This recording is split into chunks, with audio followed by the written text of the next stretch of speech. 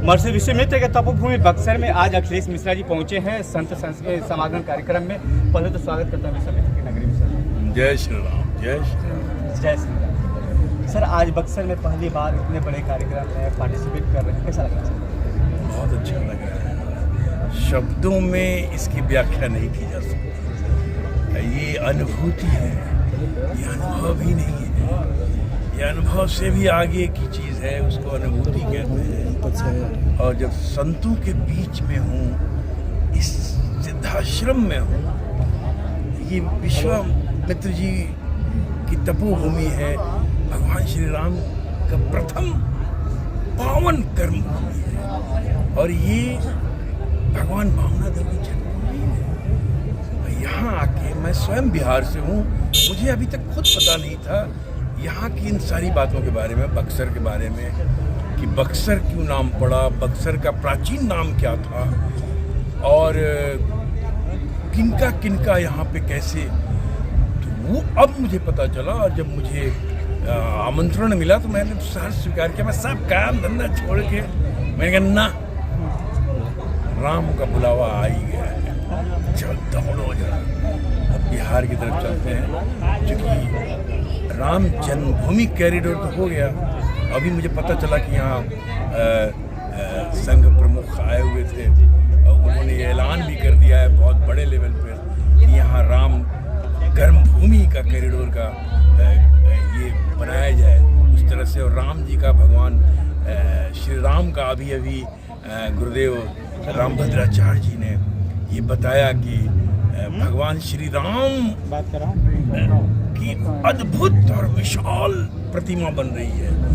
और ये टूरिज्म का जगह नहीं होगा, ये जगह होगा तीर्थ क्षेत्र का, लोग तीर्थ करने आएंगे। तो ये मतलब मैं बहुत ही आह्लादित भी हूँ, मैं बहुत ही उल्लास से भरा हुआ हूँ, बहुत ही प्रसन्न चित्त भी हूँ। तो बहुत सारी चीज़ें, अब कितने शब्द मैं प्रयोग करूँ मैं कह नहीं सकता। जब माननीय मंत्री जी आपको यहाँ निमंत्रण दिए तो बक्सर का नाम तो बहुत कम लोग, जैसे लोग बता रहे हैं, जितने भी बड़े स्टार लोग आ रहे हैं, जितने भाजपा लोग आ रहे हैं, सब बता रहे हैं कि जब माननीय मंत्री जी बोलते थे कि बक्सर चलना है, तो हम लोग गूगल पर सर्च करने लगते हैं कि बक्सर कहाँ है, बक्सर क्या है। तो इस तरह से माननीय मंत्री जी का जो कार्य है, जो धार्मिक सम्मेलन है और बक्सर के न्यू रखने की, ऐतिहासिक न्यू रखने की बात की जा रही है, क्या लगता है आपको कि अब बक्सर का रूप देखा सबसे खुला है? देखिए, ये तो हमारे बाबा, हमारे बड़े भाई आदरणीय श्री अश्विनी चौबे जी के हाथों होना लिखा हुआ है। और इन्होंने जो स्थापना की है राम कर्मभूमि न्यास की, ये कुछ लोगों का जन्म होता है, वैसे कुछ लोगों का जन्म ही कुछ वैसे कार्य के लिए होता है। तो उसी में हमारे भाई बाबा अश्विनी चौबे जी का जन्म हुआ है कि इस तरह का कार्य करें बक्सर के लिए।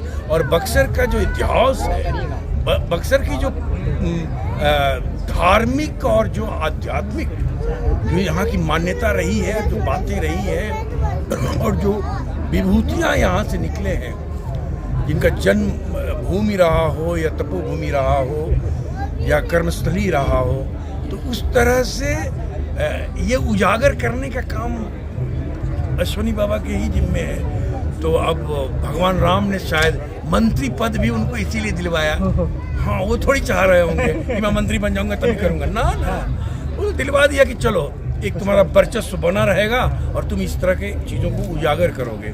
और उजागर कर रहे हैं, अपने कर्म से पीछे नहीं हट रहे हैं। इससे बड़ी चीज़ और क्या हो सकती है कि भारतीय संस्कृति का, सनातन संस्कृति का पुनरुत्थान, जो उन्नयन है, जो उद्गम है, जो उद्गार है, जो भारत का स्वर है, प्रातः काल का प्रथम स्वर है राम।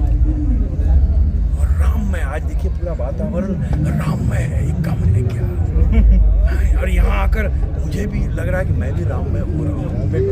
मिश्रा जी, यदि कहा जाता है कि भोजपुरी आपको अच्छी खासी समझ में आती है, आप बोलते भी है, तो भोजपुरी में यदि इसे धर्म सम्मेलन में किस तरह से देखते हैं, यदि बोलना है कैसे? ना, बड़ा बढ़िया, भोजपुरी तो हमारी मातृभाषा हो।